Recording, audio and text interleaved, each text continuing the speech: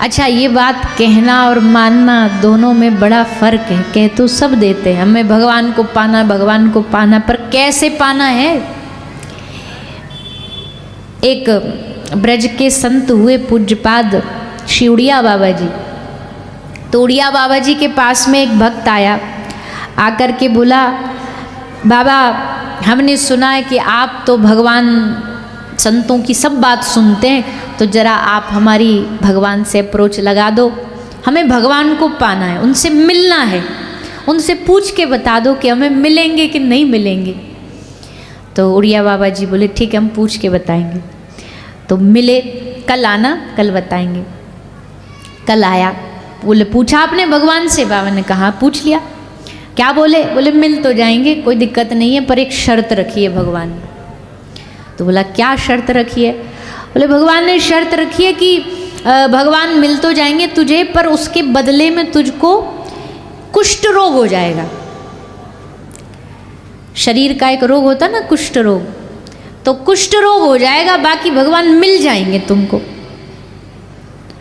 तो जैसे इसने सुना तो ने थोड़ी देर रुका और बाबा ने पूछा क्यों, बताओ, बोल दे भगवान को कि शर्त मंजूर है उसे। तो बोलता बाबा जी सोच के बताता हूँ, नेक रुक जाओ, नेक समय दो। तो बाबा ने कहा कि बाब रे तू कहता है कि सोच के बताता हूँ, मतलब तुझे भरोसा ही नहीं है कि भगवान मिल जाए तो भव रोग ठीक हो जाते, तू कुष्ठ रोग की बात कर रहा है, तुझे इतना सा भरोसा नहीं और तू भगवान को पाने चला, निकल यहाँ से, तुझे भगवान कभी नहीं मिल सकते।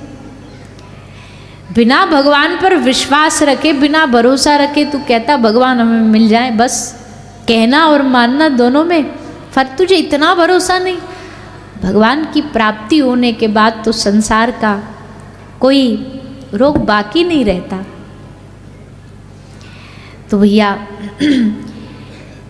खैर इस बात को कहते कहते भी क्या पता, अभी तो बस बाहर से ही बोलते हम लोग भगवान की प्राप्ति हो जाए, भक्ति मिल जाए, भक्ति मिल जाए, पर कहते धीरे धीरे जब आप जो बोलते जाते हो तो वो बात आपके दिल में घर कर लेती है। तो क्या पता ऐसे कहते कहते एक दिन ये बात सचमुच हृदय से निकले, और फिर एक दिन जब वो पुकार दिल से निकलेगी कि प्रभु हमें भक्ति दो, तो ठाकुर जी कृपा करके निष्काम भक्ति का हमें आशीर्वाद देंगे। तब तक नाटक ही कर लो।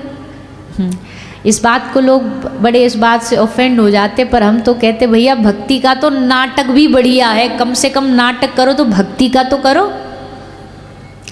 अच्छा दुनिया कॉपी करती है बड़े बड़े हीरो हीरोइन को, अभिनेताओं को, नेताओं को, उनकी कॉपी करती है, उनका नाटक करती है, उनकी जैसी हेयर स्टाइल रख लेंगे, उनके जैसा कपड़ा पहन लेंगे, उनके जैसे बोलना चालू कर देंगे, पर उस कॉपी करने से बताओ कुछ मिलेगा, कुछ प्राप्त तो होगा?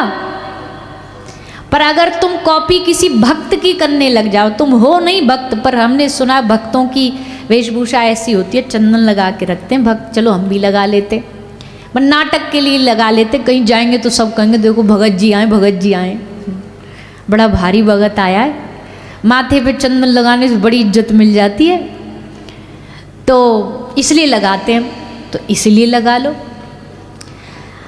ऐसे कई लोग हैं जो आरंभ में तो बस किसी और भाव से भक्ति के रास्ते में आते हैं, पर फिर भगवान कृपा करके उनके नाटक को असलियत में बदल देते हैं। पहले तो नाटक करते हैं, खूब नाटक करते हैं, पर भैया भक्ति का तो नाटक भी बेहतर है, कम से कम भक्ति का तो नाटक करो। अब यहाँ इतने लोग आए, आप सभी भक्त हो ऐसा नहीं है, पर अगर किसी के गले में कंठी हो, माथे पे तिलक हो, वेशभूषा भक्त के जैसी हो, तो अपने आप ही उसको देख करके आपका मन ये बोलेगा आहा कोई भगवान का भक्त आया है, कोई वैष्णव आया है।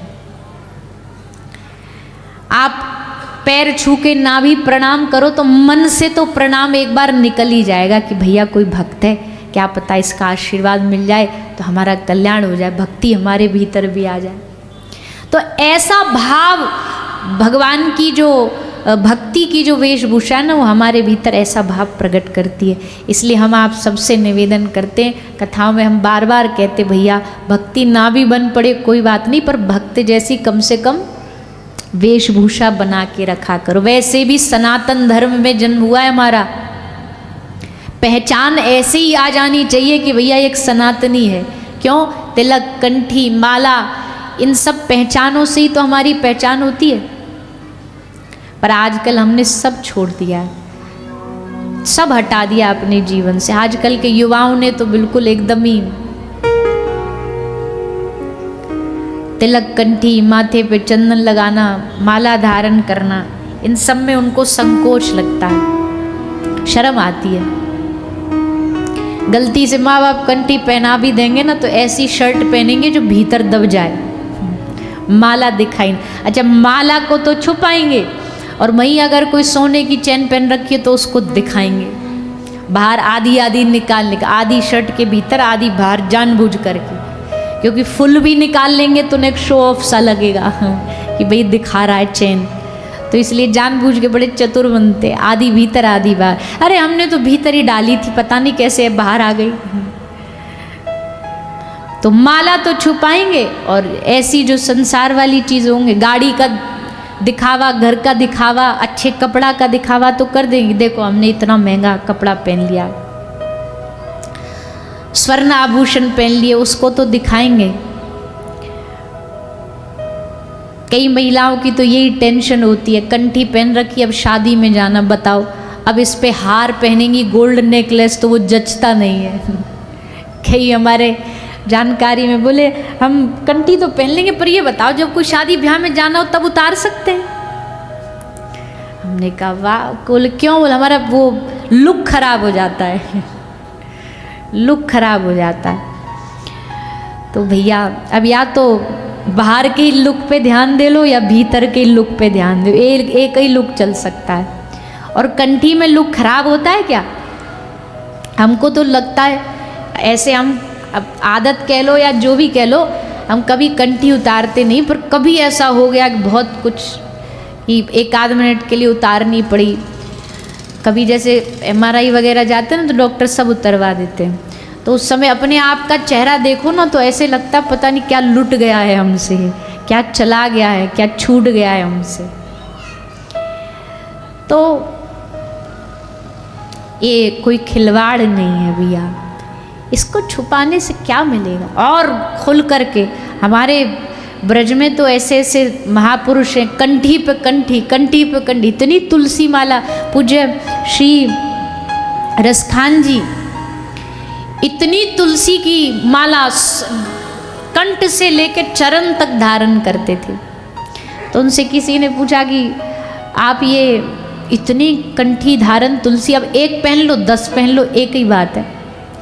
तो बोले देखो हमने सुना लकड़ी की नाव संसार से पार उतार देती है, लकड़ी की नाव में बैठो तो वो संसार से पार उतार देती है, लेकिन लकड़ी की नाव संसार से पार उतारती है, पर ये तुलसी की जो लकड़ी है ना, ये भव सागर से पार उतारती है, ये हमें संसार सागर से पार उतारती है। इसलिए तुलसी की कंठी से लुक नहीं खराब होता भैया, उल्टा ठाकुर जी की नज़र पड़ती है तुम पे, बिना कंठी वालों पर नज़र नहीं पड़ेगी, ध्यान रखना। जितने बिना कंठी वाले घूम रहे हैं ना, सावधान, ठाकुर जी की दृष्टि में आना है। जैसे संसार की दृष्टि में आना है तो क्या करना पड़ेगा?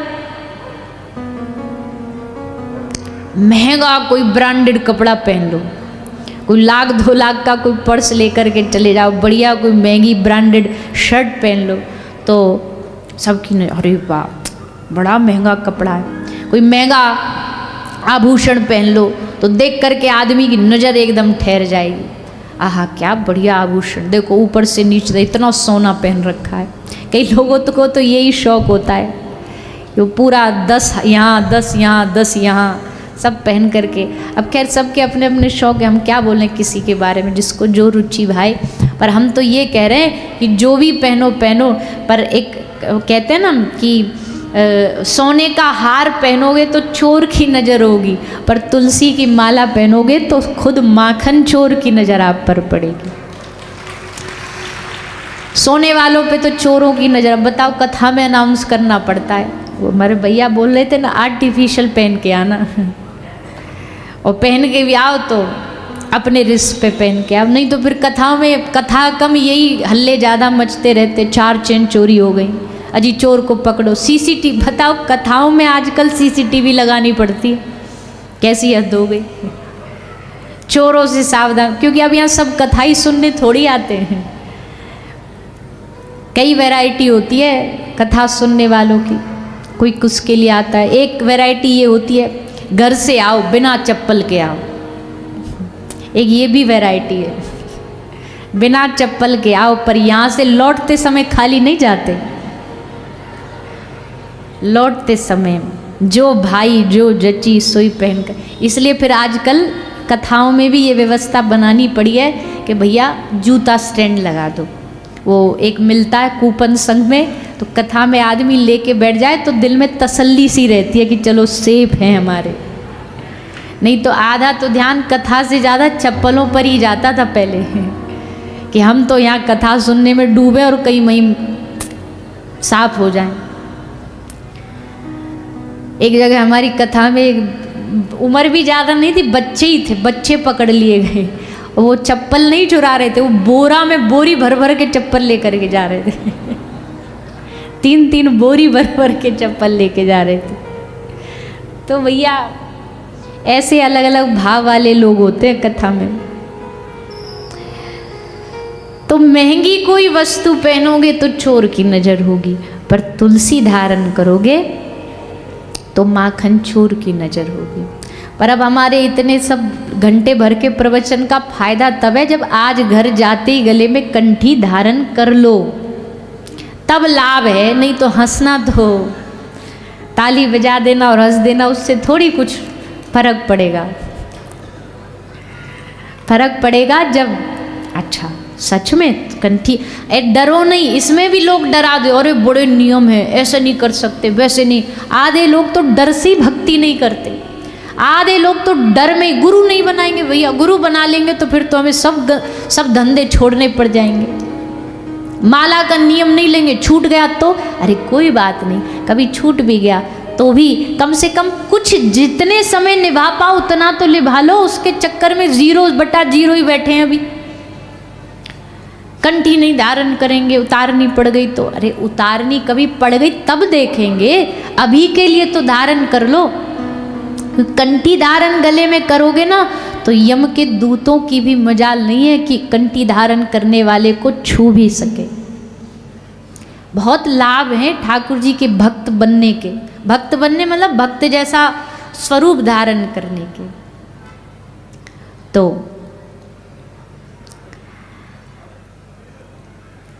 प्रसंग क्या चल रहा था याद नहीं, पर बस ये भाव है कि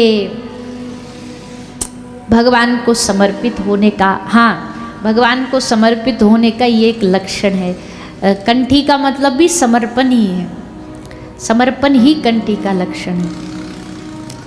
कोई बड़ी फैक्ट्री होती है ना, तो वहाँ कोई बाहर का आए जाए ना, इसलिए उसको एक आईडी कार्ड मिल जाता है, तो उसको एंट्री आराम से आना जाना, उसका कार्ड दिखा दो, आई कार्ड दिखा दो, अच्छा यहीं का है, आ जाओ आ जाओ, एंट्री मिल जाती है। तो ये जो माथे का तिलक है, कंठी है, ये भक्त का आई कार्ड है। उसको आई कार्ड के लिए कोई पहचान पत्र नहीं बनाना पड़ता। ये चंदन तिलक देख के ही ठाकुर जी समझ जाते। वृंदावन में जब तिलक कंठी लगा के घूमोगे ना, तो ठाकुर जी बिना तिलक वालों पर दृष्टि नहीं डालेंगे, पर जो देखेगा कि ये आई कार्ड वाला है, पहचान पत्र वाला है, वो भी किसी गुरु के आश्रित है, उसकी पहचान है, तो भगवान तुरंत उसको एंट्री दे देंगे। आजा तू पहले, तेरी एंट्री पहले। तो ये भी एक समर्पण का लक्षण है। तो श्री सुखदेव जी महाराज राजा परीक्षित को भागवत का प्रसंग श्रवण कराना आरंभ करते हैं। सृष्टि प्रकरण सुनाते, सृष्टि की रचना सुनाते। बड़ी सुंदर भागवत का प्रसंग है, पर हम प्रणाम करते हुए आगे बढ़े। सृष्टि का निर्माण हुआ, भगवान ने ही अपने आप का विस्तार कर लिया। अनेकानेक स्वरूपों से भगवान इस संसार में व्याप्त हो गए। जहाँ देखो जिधर देखो भगवान ही अलग अलग रूप में विराजमान है। श्री सुखदेव जी महाराज कथा श्रवण कराते हैं भगवान के सृष्टि के प्रकरण की, विराट स्वरूप की, सद्यो मुक्ति की, श्री ब्रह्मा जी के आगमन की। ब्रह्मा जी प्रकट हुए भगवान नारायण की नाभि से, उन्होंने सृष्टि का आगे सृजन किया। ब्रह्मा जी सृष्टि आगे सृजन करते हैं, 10 मानस पुत्र प्रकट करते हैं, सबको आज्ञा दी सब जाके सृष्टि आगे बढ़ाओ। सबने हाथ जोड़ लिए। नारद जी ने कहा हमको सृष्टि से लेना देना नहीं। सनकादि ऋषि ने हाथ जोड़ लिया, हमको किसी से मतलब नहीं, हम तो भजन करेंगे। तो सृष्टि कैसे आगे बढ़े, तो स्त्री और पुरुष मनु शत्रुपा को प्रकट किया गया। मनु और शत्रुपा प्रकट हुए, उनसे सृष्टि आगे बढ़ी। श्री विदुर जी महाराज, विदुरानी जी का प्रसंग आया। भगवान के अनेकानेक भक्तों का चरित्र भागवत जी में बीच बीच में सुनाया गया है। क्यों सुनाया गया है? ताकि आप सब भगवान का स्वभाव जान लो। भगवान का स्वभाव जान लो तो आपको भगवान का स्वभाव जान करके उनसे प्रेम हो जाए। कैसा है भगवान का स्वभाव? तुलसीदास जी, बाबा तुलसीदास जी एक बार एक मंदिर में कहीं बैठे थे, तो वहाँ एक दूसरा कोई एक थोड़ा बेचारा कम शिक्षित, कम पढ़ा लिखा एक दूसरा एक साधु वहाँ से जा रहा था। तो मंदिर में रुक गया थोड़ी देर, सोचा बैठ के कीर्तन कर लेता हूँ। तो बैठ कर के कीर्तन गाने लगा। और कीर्तन भी कौन सा गा रहा? बाबा तुलसीदास जी के द्वारा रचित कीर्तन गा रहा। मैं हरि पतित पावन सुने, मैं पतित तुम पतित पावन, दो बानक बने। ये तुलसीदास जी का एक भाव है। तो भाव यह है कि मैं पतित तुम पतित पावन, दो बानक बने। दोनों की जोड़ी बड़ी अच्छी है। खूब निभेगी हम दोनों में, मेरे जैसा तू भी है। अब तो भूल गए होगे आप, याद है? अगली लाइन क्या? थोड़ा झूठा मैं भी ठहरा, थोड़ा झूठा तू। एक गजल है। तो दोनों की जोड़ी बड़ी बढ़िया है, भक्त की और भगवान की। क्यों? मैं पतित तुम पतित पावन, क्या बढ़िया जोड़ी बनी है दोनों की। तो ये भाव लिखा तुलसी बाबा ने। अब ये बाबा मजीरा लेके गा रहा बड़ा भाव से डूब के, पर क्या गा रहा है? गा रहा तुम पतित मैं पतित पावन, दो बानक बने। और बड़े जोर से मजीरा पीट पीट करके एकदम बड़े भाव में, तुम पतित मैं पतित पावन, दो बानक बने। और खूब गाए खूब गाए खूब गाए। तुलसीदास जी थोड़ी देर तक तो सहते रहे, पर अपनी रचना का जब कोई गुड़गोबर होता देखे तो फिर रहा नहीं जाता। बोले हमने इतना बढ़िया भाव लिखा, रचना लिखी, और इसको देखो क्या गा रहा, इधर आ। बोले पता है किसने लिखी है ये? बोले पता नहीं किसने लिखी है। बोले हमने लिखी है, हमने लिखी है, पर ऐसे नहीं लिखी जैसे तू गा रहा, उल्टा है ये। अरे तू भगवान को पतित कह रहा, अपने आप को पतित पावन, बाबरे उल्टा है, ऐसे नहीं बोलते। तो जी कैसे बोलते? बोले ऐसे बोल, मैं पतित तुम पतित पावन, दो बानक बने। अब बाबा जी अब ठीक है, अब ठीक कर लेंगे हम, आप चिंता ना करो, हम ये लाइन को ठीक कर लेंगे। अगले दिन फिर कीर्तन करने बैठा। कीर्तन करने बैठा तो भैया बरसों का अभ्यास ऐसे थोड़ी छूट जाता है। तो जैसे कीर्तन चालू हुआ तो कीर्तन चालू, तुम पतित, अरे नहीं नहीं, उन्होंने बोला मैं पतित, अरे मैं नहीं तुम पतित। करते करते कभी तुम पतित कभी मैं पतित। अब सबरा ध्यान उसका बेचारे का फोकस सब जगह से हट करके भाई ये इस पे लग गया कि मैं पतित की तुम पतित, तुम पतित की मैं पतित। इसी में उलझा रह गया, खिचड़ी बनाता बनाता। अब बार बार गाए, उल्टा हो फिर सीधा करे, सीधा हो फिर उल्टा करे। 1 घंटा कीर्तन में बैठता, पर जैसे पहले कीर्तन करता था कैसे करता? कीर्तन करते रोता रहता था, आंख में आंसू, और गा रहा है तुम पतित मैं पतित पावन, रोते रोते गाता था। उलझ गया। तो फिर रघुनाथ जी आए सपने में तुलसी बाबा के। तुलसी बाबा के सपने में आकर के रघुनाथ जी बोले तुलसी बाबा को, देखो जी हर जगह ज़्यादा ना अपना ज्ञान नहीं थोपना चाहिए, कहीं कहीं अज्ञानता में ही आनंद है। क्या ज्ञान बांट रहे थे उसको? तो बोले सही तो कह रहे थे प्रभु, हम गलत गा रहा था। वो भगवान ने कहा वो गलत गा रहा था, तुमको क्या फर्क पड़ता, मैं तो सही समझ रहा था ना। बात तो मेरे समझने की है, मैं सही समझ रहा, बस काम बन गया। वो टेढ़ा गाए सीधा गाए क्या फर्क पड़ता है।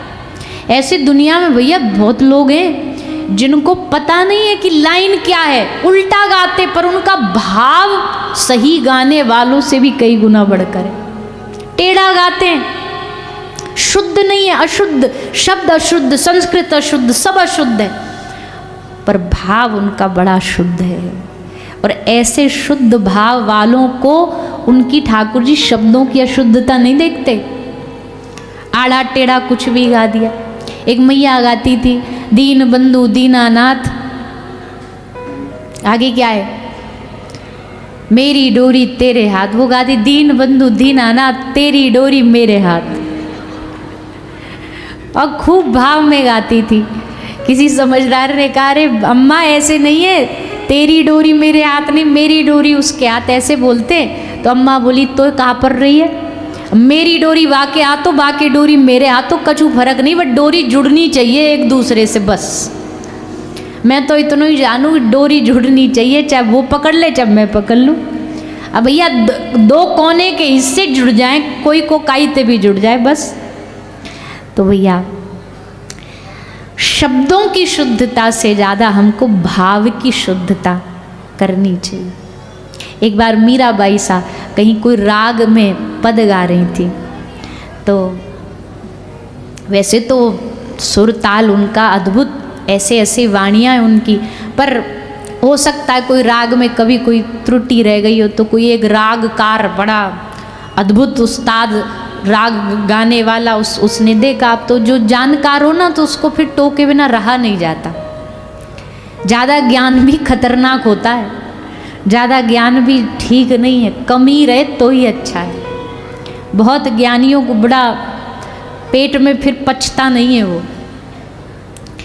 तो उसने जाकर के बाहर चौक लेकर के लिख दिया। क्या लिख दिया मीराबाई के लिए, राग में गाओ, लिख करके चला गया कि ये पढ़ेंगी तो इनको समझ आ जाएगा कि जब ना आए तो ना गाओ, राग में गाना चाहिए।